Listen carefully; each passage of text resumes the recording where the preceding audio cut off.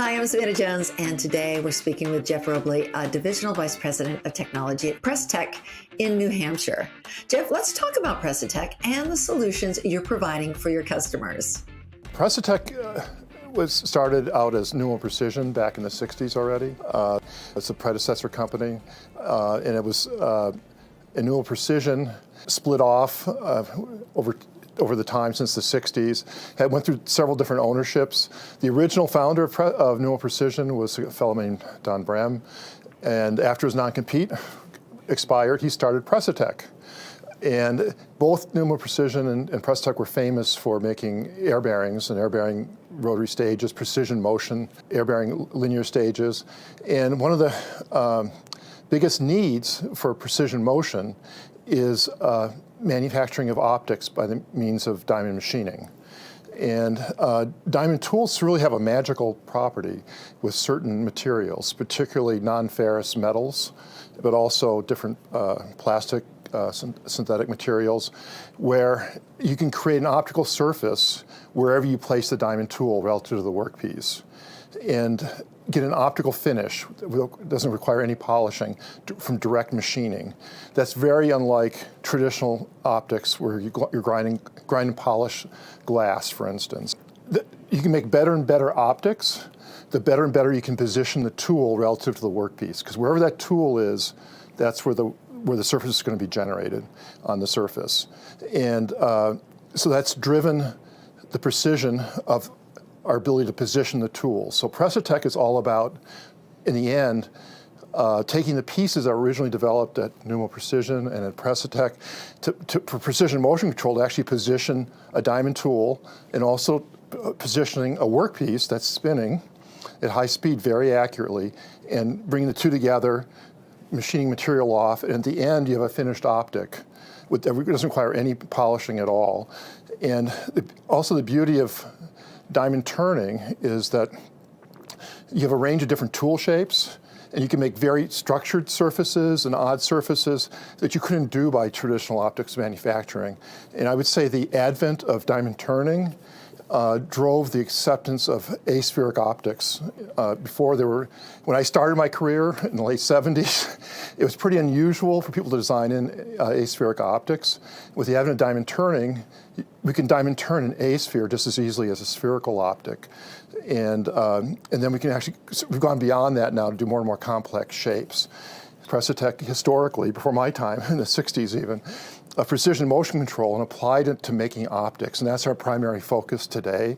And we have offshoots in the Sterling product line for making ophthalmic lenses using the same fundamental positioning of a tool with respect to the workpiece. Jeff, you've been involved with diamond turning since the early development of LL&L, which you mentioned earlier. What would you say are some of the challenges your customers working on advanced applications are facing in manufacturing optics using single-point diamond turning? The advent of, as I was talking earlier, the proper name now, single-point diamond turning, as opposed to multiple-point diamond tools like grinding tools. We actually have a precision fabricated single crystal diamond. It's a gem quality diamond that's used to create the surfaces and to cut these non-ferrous materials on our machines. And the early research into this dated back to Philips in the Netherlands in the late 40s and 50s, because they could precision shape diamond crystals. You know, close proximity to Amsterdam and Antwerp helped with that, the diamond industry there. One of the first pioneers of using diamond tools on a machine tool to make precision artifacts, not necessarily optics, was Lawrence Livermore National Laboratory. And I was fortunate to have done my summer internship as an undergraduate in 1977. That's when I started my relationship there. Livermore started with single-point diamond turning already back in the mid-60s, I would say. And so I was fortunate enough to start my career with some of the very early pioneers in the United States in this technology. And we've taken it from there. And I have to say, I stayed at Livermore through 1990. Spent some time at Carl Zeiss in Germany, also doing diamond turning, then moved on to Polaroid in Cambridge, also doing diamond turning and optics manufacturing. And in fact, Lawrence Livermore National Lab is part of the Department of Energy, and they had actually got funding in 1979, 1980, to do technology transfer because at that time, anybody that wanted to diamond turn anything, they had to home build a machine. So we were doing custom-made home-built machines at Livermore. There was a few of the other early pioneers, Union Carbide, even Zeiss in Germany. Polaroid in the early 70s was making home-built diamond turning machines. There was no place you could go and buy one. It was no commercial market for that. And so my colleagues at Livermore, starting in 79 and 90, had this program called the Machine Tool Technology Transfer Program, where they worked with private industry to transfer the technology developed at Livermore through that time, private industry to make commercially available diamond turning machines. And one of the companies they worked with was Pneumo Precision. And that was the predecessor to Precitech. And and the first diamond turning machines that Pneumo Precision made and sold were to Lawrence Livermore National Laboratory. So there was a collaboration already going back to Pneumo Precision. In all these places I worked, I was either a customer of Pneumo Precision or Precitech. And so it became kind of a no-brainer to finally join Precitech in 2002 is when I started here, and because I've been working with them for decades, and was involved in some of the first machines that Pneumo Precision had made for the diamond turning market. Let's hear more about those early days. The early days, it was purely two-axis machining. So you're making axisymmetric surfaces, surface revolutions also. Then I got involved in this project called the Large Optics Diamond Turning Machine project. And it's a very large special purpose lathe for chemical laser optics. And it's still considered the most accurate lathe ever built of that size, 1.65 meter swing. We developed a fast tool servo for that. It's one of the first fast tool servos. And at that time it was a very short travel, only 2.5 microns. And it was intended to correct for repeatable errors in the lathe, not to create unique shapes to it. But in the end, after we finished the optics on LODTM, this was a part of a Air Force Weapons Lab program. We started experimenting making freeform surfaces on that same lathe using fast tool servos and also controlled motion of the z-axis as a function of angle of the spindle. So that's XZC turning, or some people call it slow tool servo turning. So it was early days of that. We were able to make wavefront correctors. It was one of the first applications. Another one was one of the first applications for a freeform surface at Livermore was to simulate turbulence in the atmosphere. So like a wavefront corrector for lasers propagating through the atmosphere. And those were quite successful. And but it took a lot of time and a very expensive machine. So by the time, and even in my time at Zeiss, occasionally we would do 3-axis turning. We have 2 linear axes, an X and a Z axis, the axial and radial axes of motion. But you might combine it with a rotary axis, a B axis, that could keep the tool pointed normal to the surface. And a lot of the early diamond turning machines, in fact, DTM 1 and 2 at Livermore, had a B-axis to do tool normal machining. And that was because you couldn't get good quality diamonds. And so one of the largest error sources was the waviness on the edge of the diamond. And so if you always use the same point in the diamond, that eliminated that error source. But as diamonds got better, there was less need for that, kind of went away for that. But we were doing, my time at Zeiss, we were doing some of the first diffractive lenses for infrared optics, for instance, kinoforms, and redirected machining diffractive structures on top of a refractive surface like the germanium. These were transmissive lenses in the infrared. We were doing some of the first diffractive lenses for infrared there during my time there in the early 90s. As you mentioned, you've been in the industry in one form or another since the 70s and worked with many companies, and eventually you made your way to Polaroid in the 90s. All the time I was at Zeiss, we just did axisymmetric surfaces, though, whether they're A-spheres or diffractives. Finally, we started doing some freeform surfaces at Polaroid. And the first commercial use of a true freeform surface was in the SX70 camera. It predated me, my time at Polaroid when I joined them in 1994. Back in the 80s, I was a very successful camera, and they had a special focusing lens that was represented by a fifth-order polynomial. And they did that by raster grinding and a lot of polishing in steel, not with a diamond tool. And that was the only technology at the time. So they measured and polished. It could take weeks and weeks to converge on this crazy shape.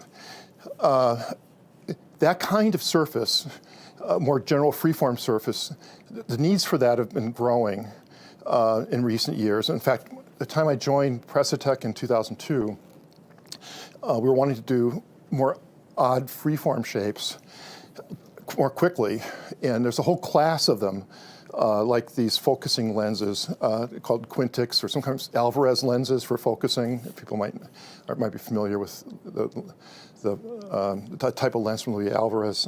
Let's explore that more, the beginning of freeform shapes and some of their uses. It's an extra degree of freedom for an optical designer. And really, designing non-axisymmetric surfaces, generally for freeform, the design tools for optical designers weren't there in the 90s. Polaroid did a lot of their own development in the 80s on it, but you couldn't buy commercial optical design software. So we didn't see many demands because people didn't know how to design them into it. But once they got some of the tools for designing it, they could, these freeform surfaces that had no axis of symmetry now, it's my definition, relaxed some of the design parameters so that they could either improve the optical performance of an instrument or an optical system, or make it more compact. That was important for Polaroid cameras because they had to be very lightweight and compact and image across a large piece of instant film.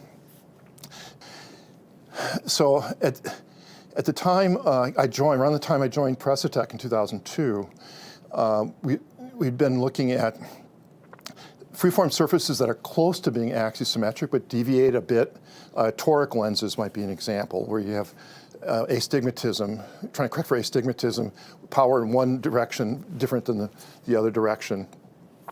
And there, you can use a fast tool servo, which Precitech and Pneumo Precision actually started the first commercial applications of fast tool servos for direct lathing of contact lenses, using fast tool servos already in the mid 90s, and I think and this allows very rapid production of non-axisymmetric surfaces by rapidly positioning the tool as a function of angle.